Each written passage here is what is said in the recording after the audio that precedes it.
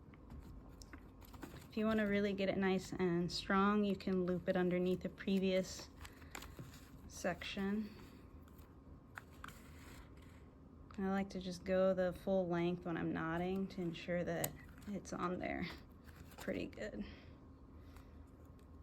And then what I like to do is I like to cut it with a little bit of distance. And then what you can do, you can take, now I say don't use glue, but what I like to do is take tacky glue, and I like to just glue down a little section right here. You just want a little bit of glue, just to hold that knot down. And then when that dries, I'm gonna then cut it off, and that gives you a nice solid knot. If you end up just letting it, like cutting it without a little bit of glue on that knot, what happens is it'll fray or it can come undone. So I like to take just a little bit of glue, hold it down. It dries relatively quick if you use tacky glue. PVA glue might take a little bit longer, but it's usually quick, like 20 minutes. But even that's already like holding together. And then once that's dry, you're gonna snip it. But since it's not dry, I'm gonna leave it. But once you have that, here goes your book.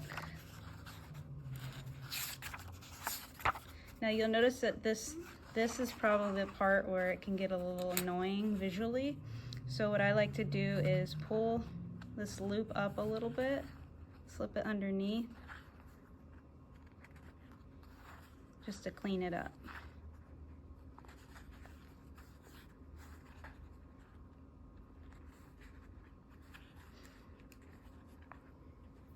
So keep those tails long when you're initially starting, and that'll give you a nice clean look. And then that is basically how to make a COPTIC stitch book. So if you look closely, there's little braids that start to form. The more signatures you add, the more you'll see those braids appear.